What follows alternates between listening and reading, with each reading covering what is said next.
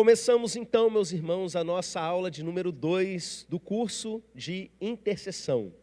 E eu quero aproveitar esse início para dar um recado para o pessoal que está assistindo pelo YouTube. Eu percebi que a aula 1, o vídeo aula 1, tem mais visualização do que a introdução. A maior parte das pessoas não percebe que tem um vídeo que começa antes, né? Um tipo de aula 0 ali, uma introdução do que está se passando. Então eu convido você que assistiu só a aula 1, a antes de assistir a 2, voltar e assistir a introdução. É um vídeo bem menor, não é? Obrigado, meu irmão. Mas vai ajudar a compreender o todo do nosso curso. E você que ainda não faz parte do grupo do WhatsApp que está acontecendo enquanto esse curso está sendo ministrado, eu quero convidar você a fazer parte. Por quê? Porque no decorrer da semana, nós estamos disponibilizando alguns arquivos de apoio a esse curso.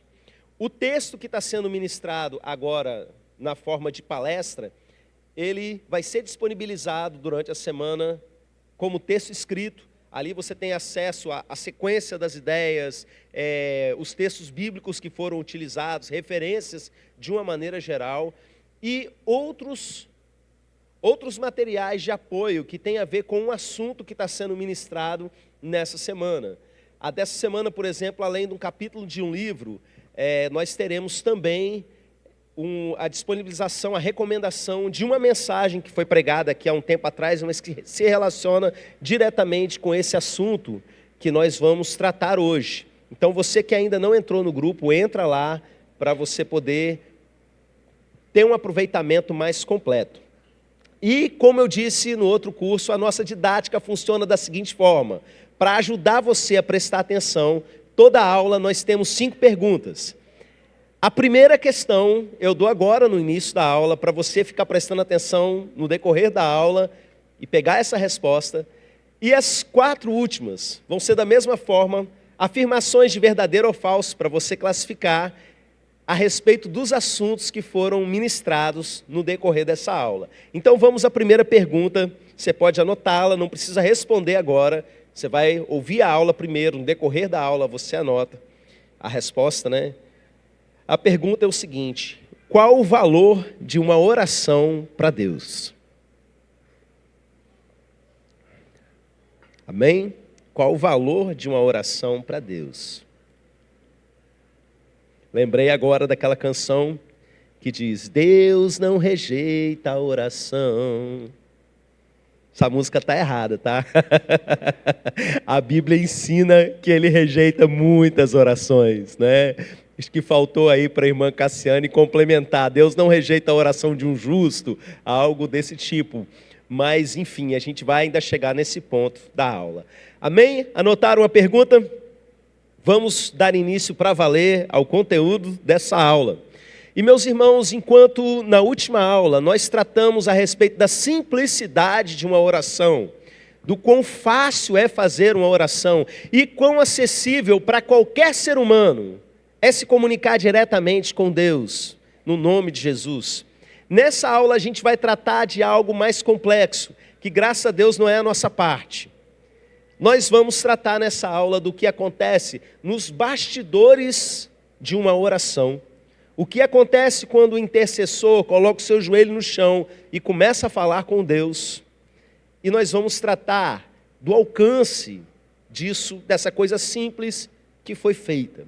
E o nosso texto de ponto de partida está lá no livro de Apocalipse. Abra sua Bíblia primeiramente no capítulo 5 de Apocalipse. E logo depois nós vamos avançar para o capítulo de número 8. Como nós temos vários textos ao longo da aula, eu não vou demorar muito para a gente localizar os textos. Eu vou anunciar, quem for rápido, acha rapidinho, não é? Quem não for, presta atenção na leitura, que todos os textos serão lidos. O primeiro texto está lá em Apocalipse 5, a partir do verso de número 7, lemos assim: Veio, pois, e tomou o livro da mão direita daquele que estava sentado no trono. E, quando tomou o livro, os 4 seres viventes e os 24 anciãos prostraram-se diante do cordeiro, tendo cada um deles uma harpa e taças de ouro cheias de incenso, que são as orações dos santos. Agora nós avançamos para o capítulo 8. E a partir do verso 1, nós lemos assim: Quando o cordeiro abriu o 7º selo, houve silêncio no céu por cerca de meia hora.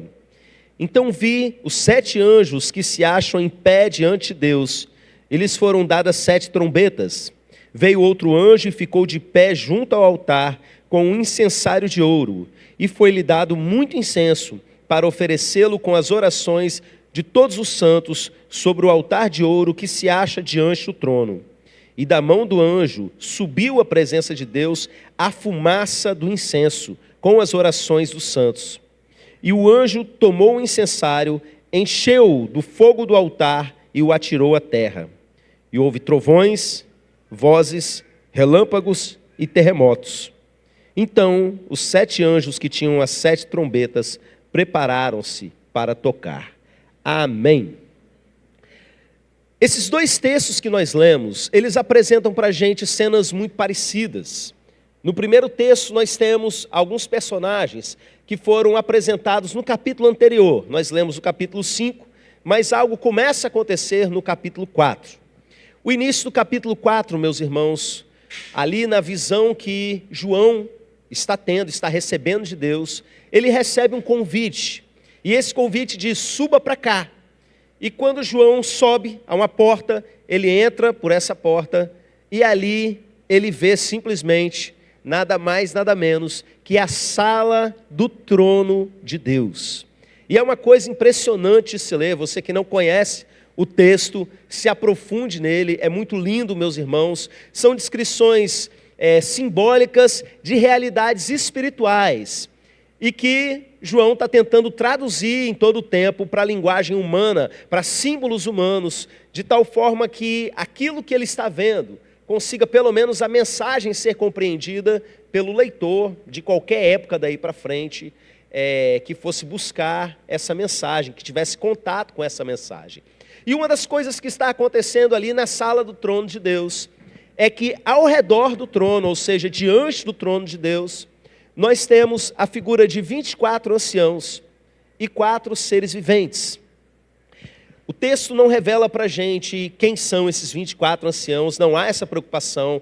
Não fala quem são esses 4 seres viventes, embora a gente veja a descrição deles no livro de Ezequiel, lá no Antigo Testamento. São criaturas que estão ali, a gente não vai entrar nesse ponto, no debate de quem eles são, o que eles representam, mas sim para o assunto que nós estamos tratando, o que eles estão fazendo. Então, no capítulo 4, a gente percebe que esses seres já entram diretamente em adoração a Deus. A gente vê, por exemplo, que eles retiram as suas coroas, eles estão também assentados nos tronos, os 24 anciãos, eles tiram essas coroas e colocam diante do trono de Deus. A gente cantou agora há pouco, né? Coroamos a ti, ó Rei Jesus. Eu já vi gente polemizando essa música na época que ela foi lançada. Como assim coroamos? Jesus já está coroado e não sei o quê. Pois é, o pessoal gosta, né, de arrumar problema onde não existe. Eles estão fazendo um ato de coroação ao Senhor, tirando as suas próprias coroas, num gesto de honra e de adoração a Deus. E ali eles começam a cantar um cântico de louvor e adoração. Agora no capítulo 5, que é esse texto, o primeiro que nós lemos, nós vemos que esses mesmos seres, eles mais uma vez entram em adoração diante do Senhor. E o texto descreve para a gente que eles têm 2 coisas na mão: uma harpa e taças de ouro. E o texto vai dizer para a gente mais detalhes a respeito disso. Primeiramente, com relação às harpas, meus irmãos, a compreensão que eu tenho desse texto é que as harpas representam a adoração que eles mesmos estão prestando. Eles estavam adorando a Deus na pessoa de Deus Pai, o trono, e de repente no capítulo 5 entra Jesus em cena, na figura, no símbolo do Cordeiro, e eles entram imediatamente, da mesma forma que estavam adorando a Deus na figura do Pai, adoram a Jesus, o Cordeiro. E eles se prostram diante do Cordeiro e eles ficam ali falando proclamações na forma de música de adoração ao Cordeiro. Então eu entendo, meus irmãos, que as harpas que estão sendo apresentadas diante do trono e do Cordeiro são um símbolo da própria adoração que aqueles seres dia e noite estão prestando diante de Deus. Mas o que eles apresentam, além da harpa, essas taças, elas não são deles. O texto vai dizer para a gente que essas taças carregam algo que não é deles, é de outras pessoas.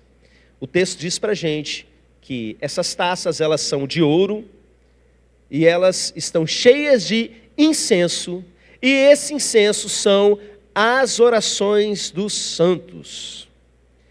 Aqui nós temos dois símbolos importantes para a gente entender o que é adoração, a oração que está sendo apresentada diante de Deus. Nós temos primeiramente aqui o símbolo do ouro. Irmãos, essa figura dessa taça, a palavra original no grego dá a ideia de uma tigela, algo que está sendo usado para carregar incenso, e é feito de ouro. Isso remete para nós o funcionamento do tabernáculo no Antigo Testamento e posteriormente do templo, que seguia a mesma lógica de funcionamento do tabernáculo. Ali existiam vários utensílios, e ali no tabernáculo existia um altar onde era queimado o incenso, chamado de incensário. Os irmãos que já foram no retiro à tenda, que inclusive agora foi aberto não só para ministério de louvor, mas para outros irmãos da igreja que quiserem participar também, viram isso, um cenário, uma maquete em tamanho natural e uma explicação em detalhe a respeito de cada um desses elementos que havia ali nesse incensário, que compunham esse incenso que era queimado diante de Deus. E isso, meus irmãos, traz alguns significados para a gente. Primeiro, que esse incenso que é dito no texto, que são as orações dos santos, era algo extremamente precioso. Não era uma fumaça qualquer que estava ali sendo queimada, estava ali sendo produzida. Eram de materiais extremamente raros e eram aromas muito específicos, carregados de simbolismo. Então, chamar a oração de incenso é uma das formas de dizer que, na verdade, as orações são extremamente preciosas para Deus. E o fato dessas taças, ou seja, dessas tigelas, serem feitas de ouro, nos remetendo lá à questão do tabernáculo, também nos fala de preciosidade. Toda vez que você vê num texto profético, ou mesmo de uma representação profética no mundo físico, como no tabernáculo no templo, algo sendo adornado com ouro, entenda, isso é um símbolo de grande preciosidade. As orações estão sendo apresentadas diante de Deus numa tigela de ouro, não é qualquer coisa, está mostrando que algo muito nobre, algo de muito especial, algo de muito precioso para Deus está sendo levado ali. E simplesmente não é uma fumaça qualquer. O que nós temos ali é uma coisa extremamente preciosa, rara, como o próprio incenso que era usado lá no Antigo Testamento. Irmãos, eu entendo que o livro de Apocalipse ele não está simplesmente fazendo uma referência ao que acontecia lá no Antigo Testamento, para o povo que conhecia aquele contexto entender. Na verdade, todas essas passagens do Antigo Testamento que estavam fazendo referência ao que acontece lá, que a gente vê no Apocalipse.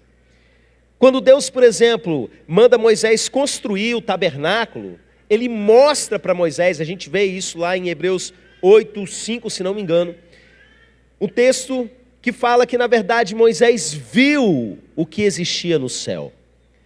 Isso não é simplesmente uma alegoria representando algo do Antigo Testamento, não.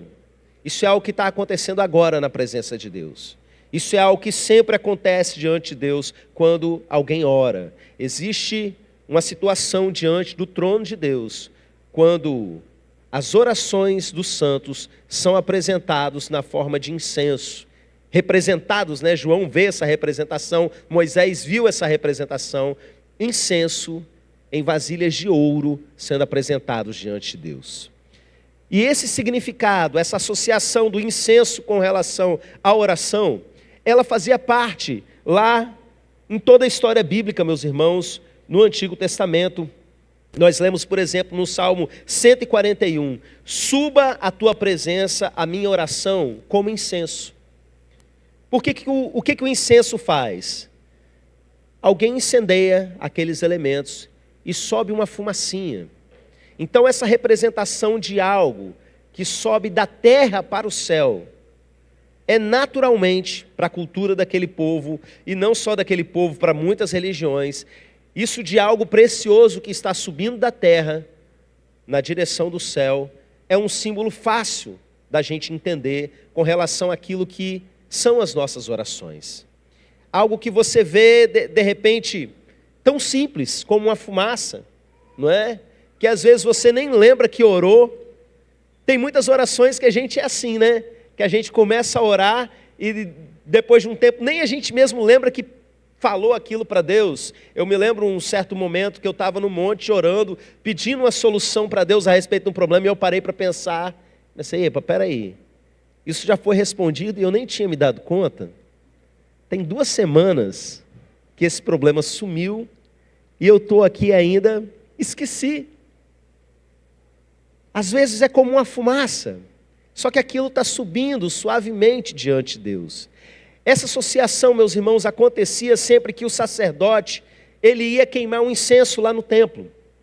Quando você vê, por exemplo, em Lucas, no capítulo 1, a história de Zacarias, o pai de João Batista, aquele momento muito conhecido, pregado aí na época do Natal, quando Zacarias tem uma visão de um anjo. O texto diz para a gente que ele entra no templo para cumprir a sua escala como sacerdote. E quando ele está lá para queimar o incenso, a multidão está do lado de fora, fazendo o quê? Orando. O povo fazia bem essa associação, que o momento de se queimar o incenso é o momento onde nós estamos orando. É o simbolismo daquilo que nós estamos fazendo. E algo de muito curioso acontece diante de Zacarias. Ele vê do lado do altar do incenso um anjo de pé. E o anjo diz para ele: as suas orações foram ouvidas. Vocês reconhecem essa cena de algum lugar? O texto que nós acabamos de ler, o segundo texto de Apocalipse, lá em Apocalipse capítulo 8. Não é mais 24 anciãos, 4 seres viventes.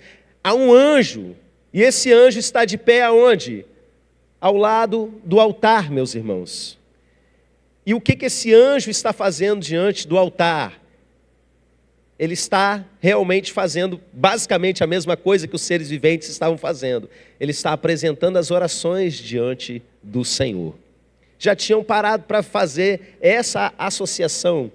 Irmãos, embora o instrumento, a palavra para descrever o instrumento não seja a mesma, enquanto no primeiro texto que nós lemos fala de taça, aqui o anjo segura um incensário, mas a função é basicamente a mesma, é carregar um incenso. E o texto diz que o incensário é de ouro, ou seja, o simbolismo ele permanece. O anjo está usando um utensílio muito especial para carregar algo de muito especial, que são as orações dos santos. Mas o texto tem algumas diferenças, alguns detalhes a mais que o primeiro texto que nós lemos, ele não fala. Esse anjo, por exemplo, ele está carregando nesse incensário a oração de todos os santos. Não é simplesmente de uma maneira geral, como nós lemos no primeiro texto. Agora traz esse detalhe, a oração de todos os santos. E quem são esses santos? Eu sei que para a maior parte dos irmãos estão bem acostumados com essa linguagem, não é? Mas como esse curso tem que servir para o iniciante na fé, para quem está vindo de outras religiões, enfim, é importante a gente deixar bem claro que esses santos aqui não são, essa palavra quando ela é usada em todo o Novo Testamento, ela não diz respeito a esse sentido cultural, folclórico que nós temos, de que santo é uma pessoa que não carrega pecado, ou que não comete erros. não é? Ah, fulano é um santo, porque não faz as coisas que eu faço. Não, não é isso. Também não é no sentido católico, de um cristão que já faleceu e passou por todo um processo jurídico no Vaticano para ser canonizado, e agora as pessoas fazem a oração para o santo e coisas desse tipo. Não, não é nada disso. Toda vez que você vê o Novo Testamento falando a respeito dos santos, entenda o seguinte: está falando dos irmãos. Essas pessoas que são chamadas de santos no Novo Testamento estavam todas vivas. São homens e mulheres como nós, que simplesmente receberam a Jesus pela fé, se converteram a Cristo, foram justificados e foram santificados pelo sangue do Senhor. Quem são os santos aqui nessa igreja? São vocês. Então é importante a gente prestar atenção nesse detalhe, porque, meus irmãos, o anjo está apresentando a oração de todos os santos. Não é do irmãozinho mais especial, não é da pessoa que fez muita coisa e tal. Não. Ele está pegando simplesmente a oração de todo mundo, e ele está, com aquele incensário, jogando no altar do incenso, diante do trono de Deus. E outro detalhe curioso que esse texto vai mostrar para a gente, que acrescenta com relação a essa parte da apresentação da oração, é que o primeiro só mostra que eles estavam levando as taças com as orações dos santos, mas esse vai mostrar que a oração está gerando uma resposta. Você vê que o anjo, ele pega esse mesmo incensário que estava carregando as orações, e ele pega fogo do altar. O mesmo objeto que estava sendo usado para carregar as orações, agora carrega o fogo, que é a resposta. E o que ele faz com esse fogo? Ele joga direto para a terra. E isso causa toda uma reação na terra, que são, deixa eu falar aqui na ordem correta que aparece, não é? E houve trovões, vozes, relâmpagos e terremotos. Meus irmãos, o que isso quer dizer para a gente? Há uma resposta de Deus. As orações de todos os santos que estão sendo apresentadas, em cada um desses utensílios que a gente vê, primeiro nas taças, depois no incensário, isso mostra para a gente, primeiramente, que as nossas orações estão sendo armazenadas diante de Deus. Às vezes você pensa que talvez a sua oração esteja perdida. Eu orei tanto, e até agora não aconteceu nada. Mas o texto mostra vasilhas que armazenam as orações. Eu entendo, meus irmãos, que isso muito provavelmente não é literal, é uma figura profética, simbólica, que o ser humano que estava vendo precisava traduzir para sua mente, para poder colocar no papel, mas o significado basicamente é esse. Algo armazena orações, e chega um momento em que isso que foi armazenado é entregue diretamente, de forma que isso gera uma resposta. Então eu não sei quanto tempo nessa cena aquelas orações estavam ali armazenadas, mas chegou um momento que esse incensário, provavelmente já cheio, é jogado no altar do incenso. E isso traz de volta, não é, toda uma reação da parte de Deus. E que reação é essa? Irmãos, quando a gente vê relâmpagos, trovões, terremotos na Bíblia, geralmente é aquilo que os teólogos chamam de teofania. Você já ouviu essa palavra? Teofania tem a ver com Deus dizendo. É uma expressão para descrever as manifestações de Deus ao longo de toda a Bíblia. A gente vê isso tanto no Antigo Testamento quanto no Novo Testamento, quando Deus manifesta a sua presença em um determinado local, causando esse tipo de fenômeno, que não são simplesmente coisas naturais, não são simplesmente o povo dizendo, as forças da natureza são Deus fazendo alguma coisa, não. São muito pontuais, tipo Moisés sobe ao monte para falar com Deus e a terra treme, tudo fumega, desce fogo. Elias começa a orar, depois o povo está lá fazendo oração a Baal um dia inteiro e nada acontecer. Elias vira e fala assim, ora, pede para que Deus mande fogo do céu. E porque ele pediu, desce fogo naquele momento. É a igreja reunida em Atos capítulo 4 e de repente treme o chão onde eles estão reunidos. É Paulo e Silas na prisão e de repente tudo estremece. O que é isso? Teofania. Mas o texto, eu acho isso muito interessante, ele coloca no meio desses elementos a palavra vozes. E o que isso diz para a gente? Que muitas vezes a resposta da oração não é um manifestar estrondoso do poder de Deus. Muitas vezes é só a resposta do que você perguntou para Ele. E voz está no plural, você sabe por quê? Porque Deus está falando com os filhos dEle, que estão em todos os lugares do mundo, orando a Ele ao mesmo tempo, não é?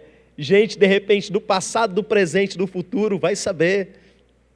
Do trono de Deus saem essas vozes, a gente vê em outro trecho do livro de Apocalipse. Enquanto nós estamos aqui reunidos nesse domingo pela manhã, outras igrejas também estão e estão orando, e Deus está respondendo todas elas. Então, além desse agir poderoso de fazer a terra tremer, de derramar fogo e de desencadear uma série de eventos na história, como a gente vê na sequência desse texto, Ele está simplesmente falando também, no suave, dentro do seu coração, na sua mente, não é? E de maneira muito particular a cada um de nós, meus irmãos. Isso é muito forte. Um detalhe que também não pode passar despercebido por nós é que os anjos fazem parte de todo esse processo. A gente vai trabalhar um pouquinho mais a respeito disso no próximo texto, mas eu quero que você já perceba que no processo de apresentação da oração, existem ali seres, criaturas, ou no caso do capítulo 8, um anjo mesmo, como na situação também que eu citei de Zacarias em Lucas capítulo 1, que simplesmente está fazendo parte do processo de apresentação dessa oração diante do Cordeiro, diante do trono de Deus. E não só isso, mas também na própria resposta da oração. Quando o anjo pega aquele mesmo incensário, rapa lá o fogo do altar e joga fogo de volta para a terra, gerando toda essa resposta. Os anjos fazem parte diretamente desse processo. E alguns aí podem se questionar, né?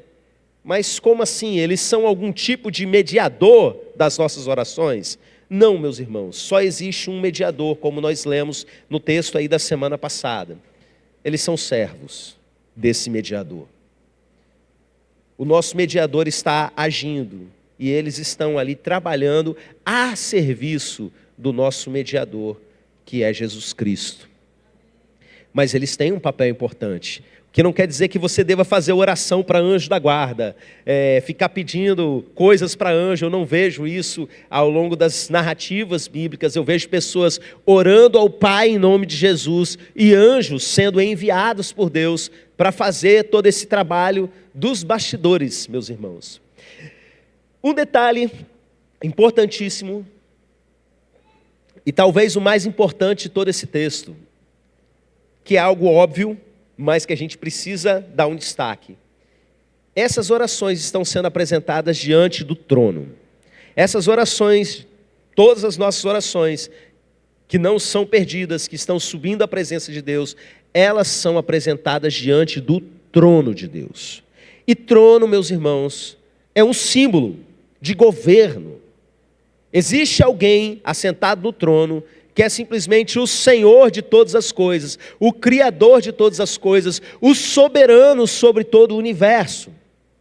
É importante a gente destacar isso pelo seguinte motivo: a gente vive numa geração em que as pessoas, embora muitas vezes elas entendam a importância da oração, embora elas até conheçam provas científicas da eficácia da oração, cada vez mais a gente vê as pessoas não crendo em Deus da maneira como nós vemos na Bíblia. Então eles precisam colocar a oração, mas é politicamente errado, é feio falar de Deus, porque é um desrespeito às outras religiões e não sei o quê, ou não aceita esse modelo de Deus que nós cristãos cremos, por isso, por aquilo outro. Essas ideias progressistas, né? E aí, o que eles dizem? Estou orando ao universo. E não é uma oração, eu estou mandando uma energia positiva para você. E o universo vai responder. Irmãos, como eu tenho visto bobagem desse tipo, sabe? Superstições sendo espalhadas, falando a respeito dessas coisas. E a gente precisa entender que oração não é um pensamento positivo, não é uma energia positiva. Aliás, algumas orações a pessoa está muito mal, sabe? Algumas orações a pessoa está vomitando o que há de pior na alma dela diante de Deus. Não é uma energia positiva, é uma conversa. E essa conversa não está sendo feita com o universo. O universo é uma coisa criada, meus irmãos. É uma conversa feita com aquele que está assentado no trono, governando o universo que ele fez. A gente não pode diminuir o tamanho daquilo que uma oração é. Irmãos, é algo muito poderoso, é algo muito grandioso o que acontece. Então, meus irmãos, às vezes, um observador aqui na terra, eu falei algo semelhante na aula passada. Um observador aqui na terra vai olhar para uma pessoa em oração. E o que ela vai ver é uma pessoa falando para o nada. Mas se ela tivesse ali um tipo de óculos sobrenatural, com lentes que mostrassem os bastidores do mundo espiritual, ela ia ver muita coisa acontecendo. Se ela tivesse um óculos que traduzisse as realidades do mundo espiritual para um entendimento humano, ela ia ver essa pessoa falando sozinha no quarto dela, uma fumaça subindo a partir dessa pessoa. E essa fumaça simplesmente saindo dessa realidade e entrando na sala do trono de Deus. E essa fumaça sendo armazenada diante de Deus para um momento certo da resposta. Ela ia ver essa fumaça sendo jogada no incensário, no altar do incenso. E aquilo causando uma resposta, uma reação de volta à terra. É muita coisa que acontece. E a gente vai agora para um texto que ajuda a gente a enxergar um pouco melhor o que acontece, mais um elemento, na verdade, do que acontece nessa dinâmica dos bastidores da oração. Abra sua Bíblia em Daniel, capítulo 10.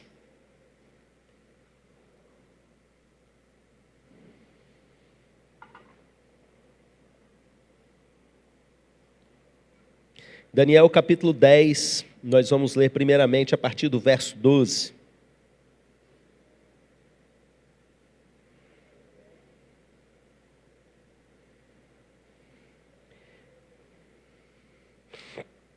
Há um tempo atrás eu preguei uma mensagem e nós lemos o capítulo inteiro de Daniel 10. Eu vou colocar ela lá disponível para vocês também no decorrer dessa semana, porque é algo que ajuda a gente a complementar esse tema. Algumas coisas são ditas na mensagem que não são ditas aqui, e algumas coisas são ditas aqui que não são ditas nessa mensagem, porque são propósitos diferentes, né?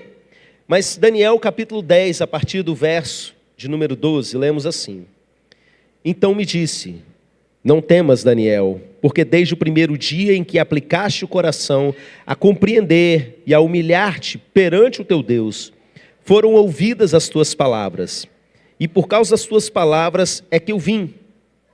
Mas o príncipe do reino da Pérsia me resistiu por 21 dias, porém Miguel, um dos primeiros príncipes, veio para ajudar-me, e eu obtive vitórias sobre os reis da Pérsia.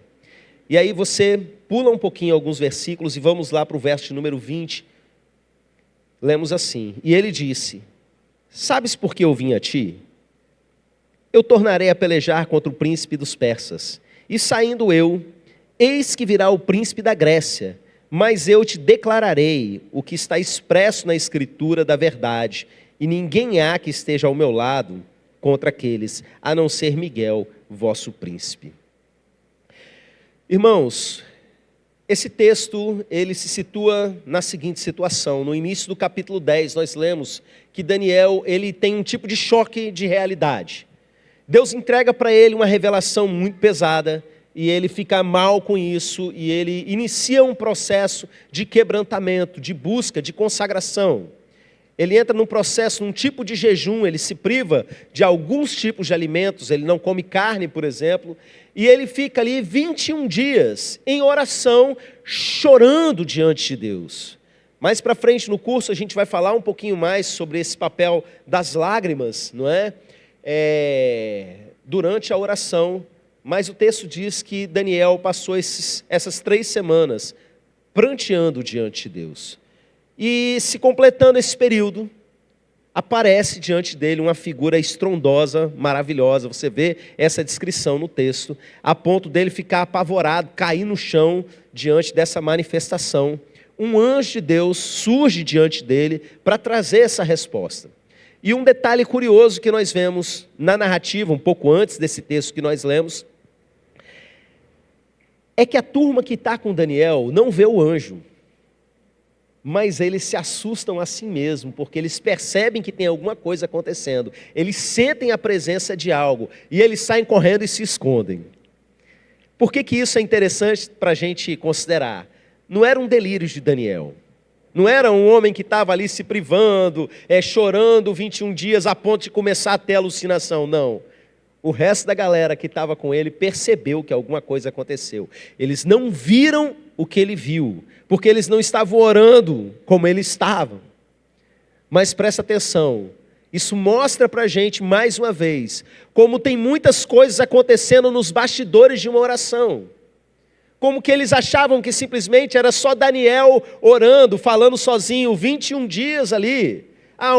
Um alto funcionário do rei, de repente eram empregados dele que estavam por ali, não é? E de repente eles não faziam ideia de que algo estava acontecendo nos bastidores, mas perceberam nesse cumprimento desses 21 dias. E quando esse anjo chega, primeiro ele acalma Daniel, e ele vem falar o que estava acontecendo. E o anjo fala assim: Daniel, muito amado, não é a expressão carinhosa que ele se refere a Daniel, ele fala assim: desde o primeiro dia que você inclinou seu coração, começou a orar, saiu a resposta diante de Deus. Ou seja, meus irmãos, a oração foi para a taça lá no primeiro dia, e não só isso, a resposta foi enviada do trono. Deus mandou um decreto, Deus mandou o anjo mandar a resposta. Mas o que aconteceu? Se foi desde o primeiro dia, e só agora, 3 semanas depois, ele vai explicar o que estava acontecendo no mundo espiritual. Ele fala do príncipe da Pérsia. Eu não sei aí quem já jogou esse jogo, Príncipe da Pérsia. Eu quero te dizer que não tem absolutamente nada a ver com isso.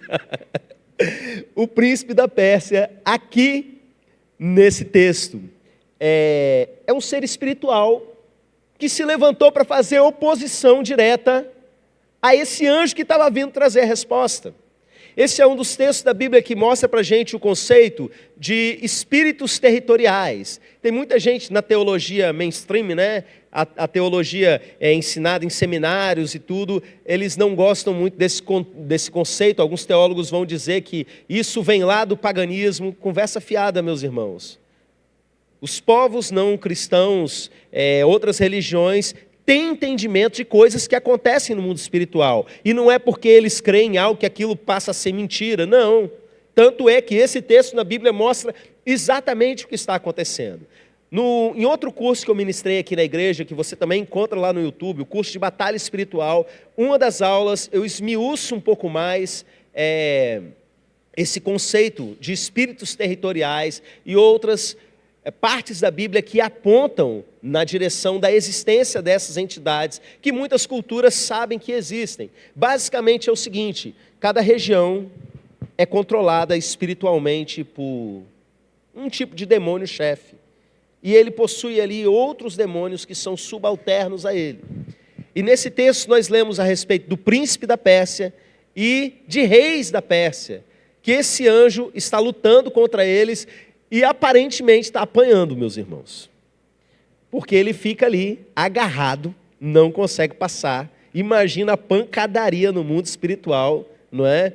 A ponto de que Daniel continua orando, até que Miguel vem, um dos príncipes só que não um principado demoníaco, mas um príncipe do time de cá, do povo de Deus, não é?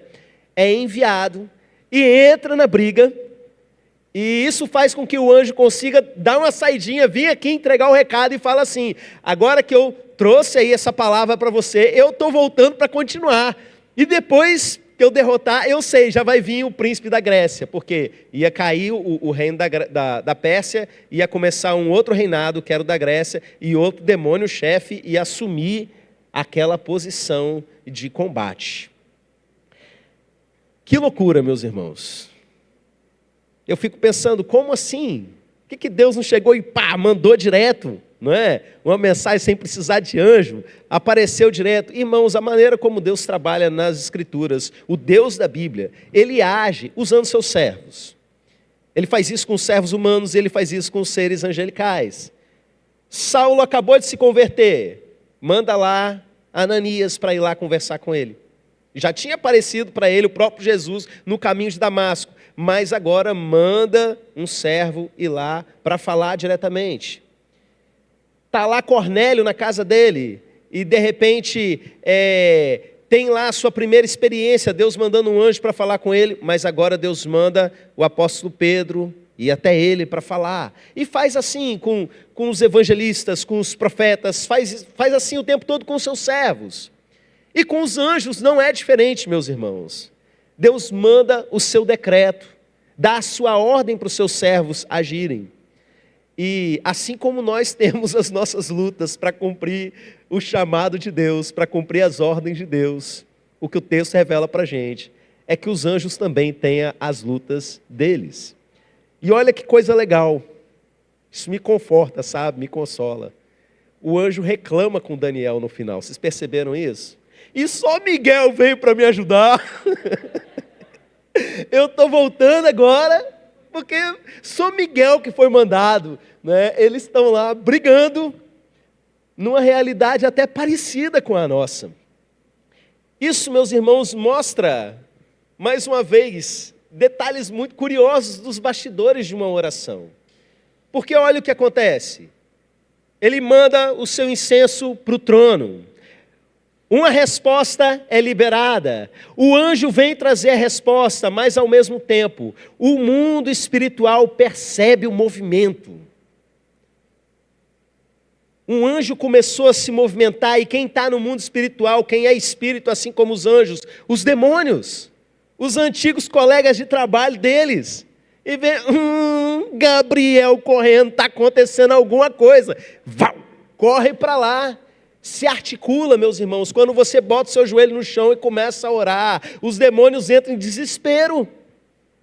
Coisas começam a acontecer de um lado para o outro, porque eles perceberam que saiu um agir de Deus para a terra. E eles querem de alguma forma impedir que aquilo aconteça. O que será que teria acontecido se Daniel não tivesse perseverado até a terceira semana orando? Será que Miguel teria vindo? Ou será que aquela briga teria demorado um pouco mais? Irmãos, nós temos aprendido que a oração é a guerra. Pessoal aí que é cabaneiro, não é? Irmã Miriam está com a camisa com essa frase escrito: a oração é a guerra. Não é só cabaneiro que pode usar essa camisa não, tá? Se você quiser pode encomendar aí, porque essa mensagem é muito forte. Ela ensina para a gente que a oração não é simplesmente um preparo para aquilo que você vai enfrentar. Muitas vezes a gente trata a oração dessa forma simples. A gente lida com a oração de uma maneira porque a gente não sabe o que Satanás sabe a respeito da oração. Ele sabe que a oração já é a guerra. A gente ora, por exemplo, vamos orar para começar a nossa reunião? A gente não sabe o poder que a gente está liberando, simplesmente uma oração ritualística. Vamos orar para começar um culto?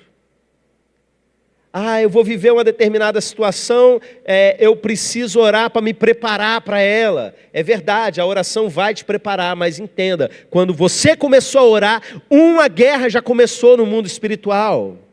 É por isso que tanta distração acontece, meus irmãos. Satanás não quer que você ore. Ele sabe que de repente estão lá os servos dele, né? Um principado governando uma região por séculos e séculos, um demônio fazendo uma determinada coisa por milhares de anos, e de repente entra um ser humaninho que nasceu ontem, entra no quarto, fecha a porta do quarto, bota o joelho no chão e consegue fazer coisas, desfazer as coisas que ele está fazendo há tanto e tanto tempo. Você entendeu por que às vezes dói a sua cabeça? Você entendeu porque às vezes bate um sono na hora de orar, sem explicação? Você entendeu por que às vezes aparecem umas distrações totalmente nada a ver, que surge, problema que surge dentro de casa, gente que chama, notificação no celular simplesmente porque você recebeu orar. Irmãos, não sejamos inocentes. Não é simplesmente porque a nossa carne não quer orar. Existe todo um reino conspirando para que isso não aconteça. São os bastidores do mundo espiritual. Satanás tem medo de uma igreja que ora, meus irmãos. Quando vocês chegam aqui para uma reunião de oração e já chega desanimado, nossa, só veio eu e a irmã fulana. Achei que ia ser aquela reunião que a gente ia cantar um monte e tal, e não sei o quê. E vocês param ali e ficam orando. Irmãos, vocês não têm noção. Às vezes estão ali sem dar importância para o que está acontecendo e tem demônio batendo o joelho de medo, porque vocês estão se colocando em oração diante de Deus. Um tempo atrás a gente teve uma experiência aqui como igreja que eu acho que vale a pena contar. Eu tive um sonho. E nesse sonho, eu via uma criatura humanoide, ficava em cima de pernas, tinha braços, mas tinha uma aparência de um crocodilo. E não sei direito a diferença de crocodilo para jacaré, mas de alguma forma no sonho eu sabia que era crocodilo. E eu estava num determinado lugar e realizando um trabalho com os irmãos da igreja. Um casal da igreja, mais especificamente, irmão Sérgio e irmã Valéria, e de repente esse crocodilo atacava. Irmão Sérgio entrava em luta corporal e a gente foi lutando contra aquele demônio em formato de crocodilo. Achei um sonho muito estranho. E aí, na roda de leitura no domingo de manhã, eu comentei, acho que com o irmão Gabriel, e aí ele contou, foi você mesmo que chegou a ter um sonho. O irmão Gabriel tinha tido um sonho também de um ataque de crocodilo, nesse sentido de algo demoníaco. E como aquilo foi inusitado, a gente comentando com outras pessoas, acho que a irmã Renata também, daqui a pouco, o número de pessoas que tinham sonhado com um ataque de crocodilo tinha subido para 5. Aí eu, peraí, que negócio é esse? A gente não dá muita, importância exagerada a essas questões, porque a gente sabe que muita gente fala bobagem demais dentro desses assuntos, então a gente sempre caminha com muita cautela, né, quando trata dessas questões. Mas espera aí, 5 pessoas, e aí eu resolvi falar no culto de domingo à noite, eu virei, irmãos, eu quero fazer uma pergunta estranha para a igreja, mas você que teve um sonho de ataque de crocodilo nos últimos dias, me encontra aqui no final do culto para uma reunião. De 5, o número aumentou para 10 irmãos que tinham tido sonho naqueles dias de ataque de crocodilo. E depois, uma outra pessoa que não estava no culto também disse que tinha tido. Irmãos, 11 pessoas. Qual a probabilidade disso acontecer? Acho que se tentassem fazer isso, tipo, estimulando psiquicamente, colocando algum tipo de coisa e tal, ainda assim ia ser muito difícil, não só disso acontecer, como da gente rastrear e descobrir. A gente não pode ser inocente com relação às questões espirituais, meus irmãos. Quando a gente lê aqui no texto a respeito de anjo, de demônio, dessas coisas que acontecem, nós precisamos entender, nós não estamos falando de alegorias. Isso não é um simbolismo bíblico, como algumas pessoas tentam tratar a Bíblia. Essas coisas são reais. Assim como você está me vendo, eu estou vendo vocês. E você sabe que há uma realidade material, existe uma realidade espiritual de coisas acontecendo. E a Bíblia diz que a gente não pode ignorar as intenções de Satanás. A nossa igreja vinha fazendo, e vem fazendo, um trabalho voltado para a evangelização desse bairro, um trabalho missionário com criança, com adolescente. Naquela época era um ministério com crianças, apenas fazendo nesse formato, né, missionário, da gente juntar bastante criança aqui. E de repente a gente tem esses sonhos. A maior parte desses sonhos relacionados a ataques a famílias ou crianças. E aí, meus irmãos, nós entramos em oração e começamos a perguntar para Deus o que era aquilo, o que a gente devia fazer a partir daquilo. Ouvimos o relato de cada um desses irmãos, o sonho de cada um desses irmãos. E a conclusão que nós chegamos, entendemos que foi o discernimento que Deus nos deu, foi o seguinte: Deus estava nos revelando um ataque iminente do reino das trevas. E não só isso, porque crocodilo. É engraçado, né? Alguém poderia ter dito, era um jacaré. Todo mundo falando que era crocodilo. O que era isso? Crocodilo não é do Brasil, meus irmãos. Você não encontra crocodilo na nossa fauna. Tratava-se de algo de outra região do planeta. O que nós entendemos com isso? Satanás estava realocando demônios para fazer frente àquilo que estava acontecendo aqui. Um ataque sendo feito ao nosso território não era algo específico da nossa igreja, ao nosso território.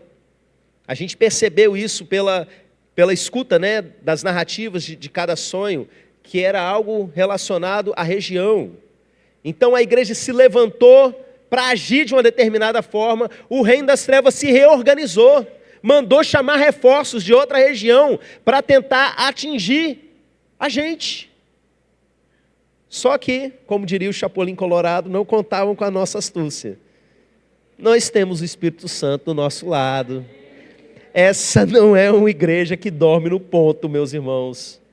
Deus nos despertou, nos mostrou o que estava acontecendo. E aí a gente entrou mesmo em oração. E eu dei comando para o pessoal do Ministério de Intercessão para parar para orar especificamente por cada uma das crianças. Reforçamos a segurança, não só espiritual, mas física mesmo na porta. Vai que algum maluco resolve entrar, não é?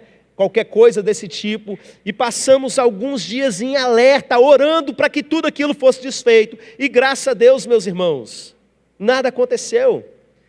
Eu sei que a história para alguns céticos seria muito mais interessante se acabasse com um crocodilo pulando a janela dentro da igreja, mordendo todo mundo. Mas eu preciso dizer que deu errado. O plano de Satanás deu errado. E deu errado por quê, meus irmãos? Porque a igreja perseverou em oração. Então, você, meu irmão, minha irmã, persevera. Não para de orar. Vai vir a dificuldade.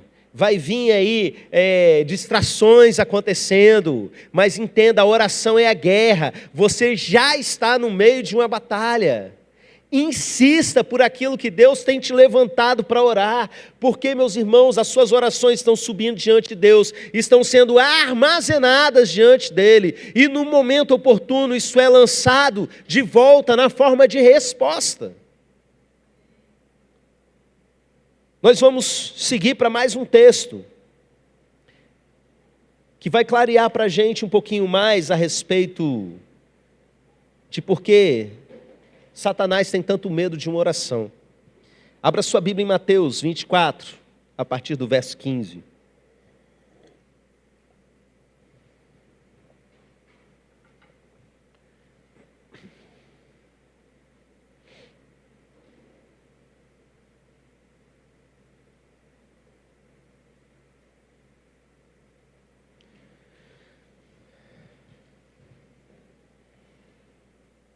Amém?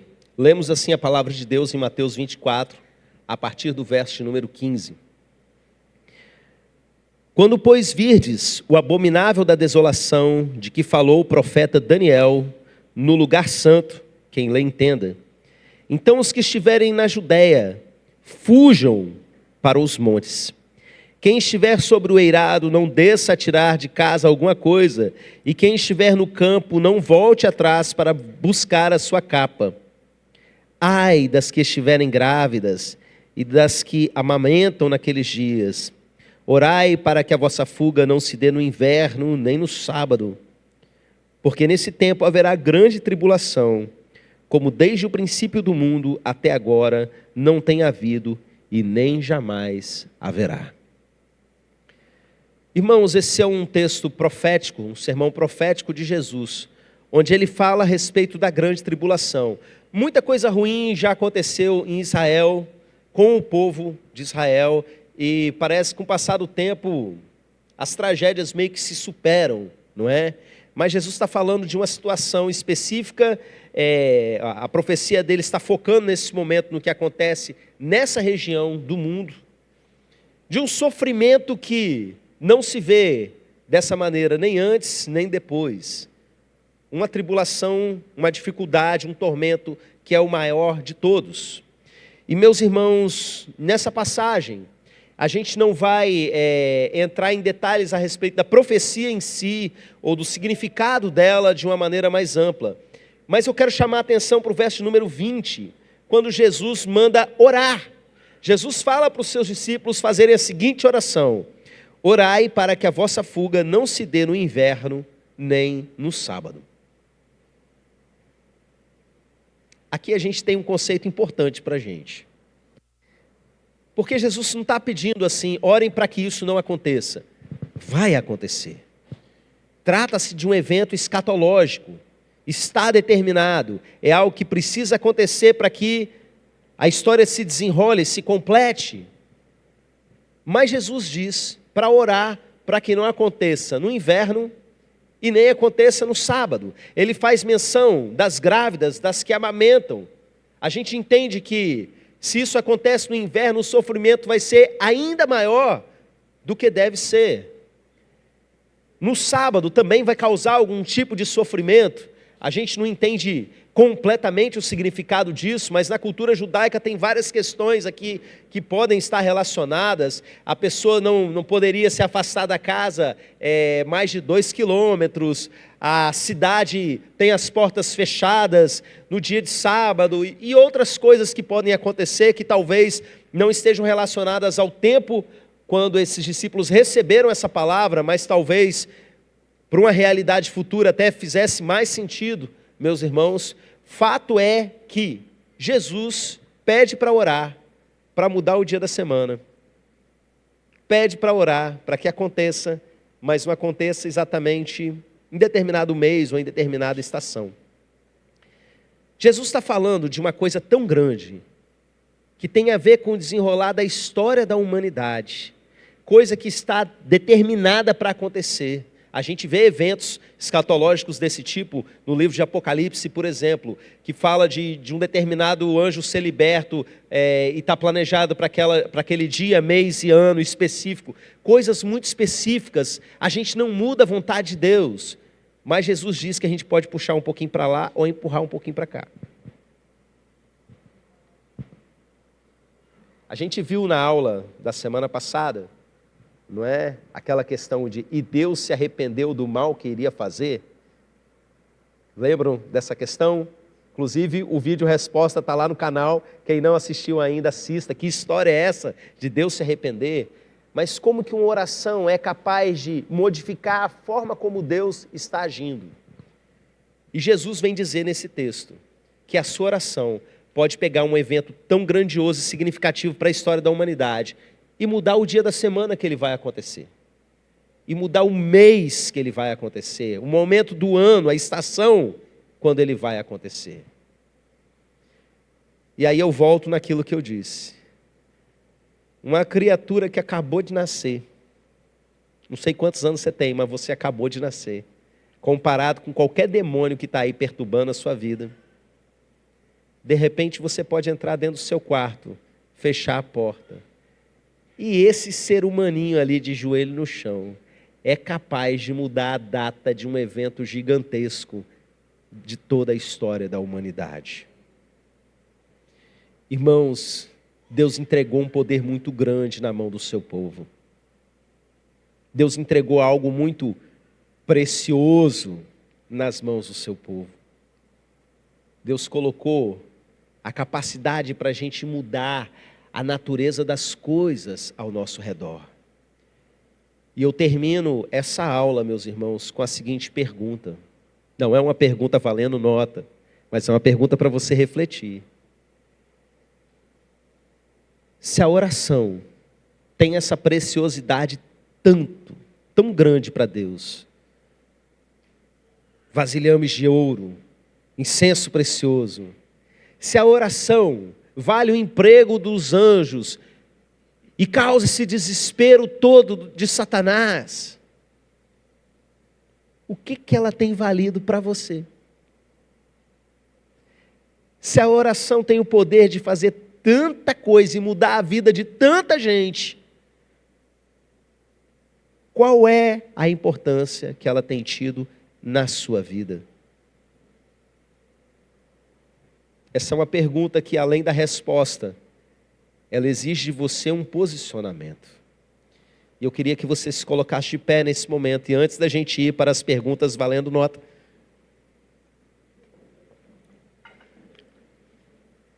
que você se posicionasse diante de Deus. Nós temos orado para que esse curso não seja simplesmente informações sendo trazidas, momento para a gente relembrar aquilo que a gente já sabe, mas que seja algo que venha gerar algo de novo nos nossos corações. Por isso, feche os seus olhos e fala para Deus com toda sinceridade qual tem sido a importância, a preciosidade da oração na sua rotina, na sua vida, na sua semana, no seu dia.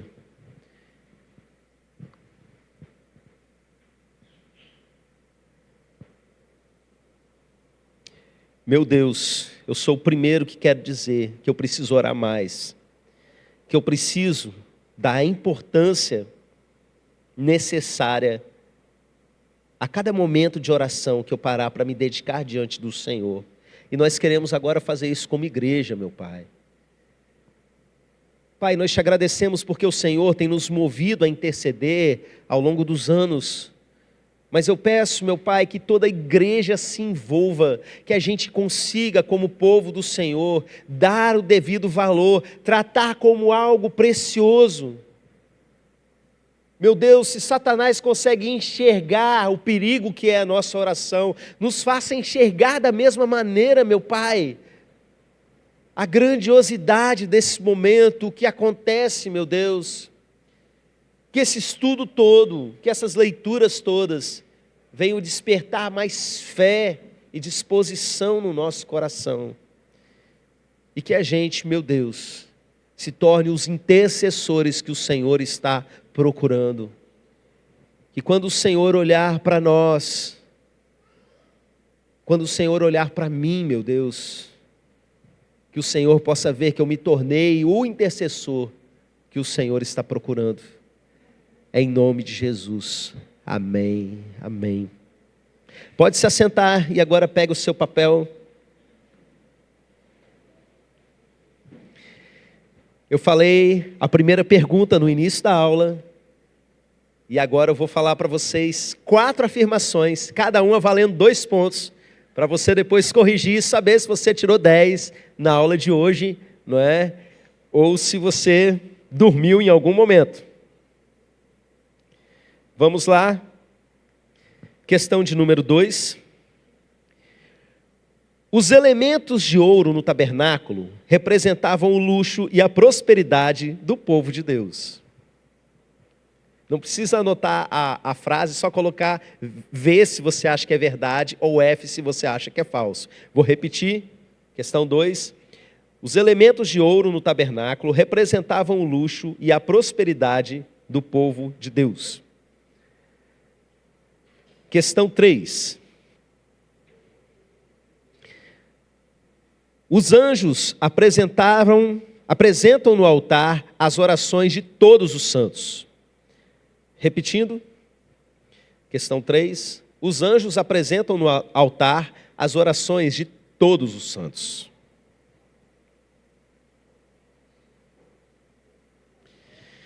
Questão 4.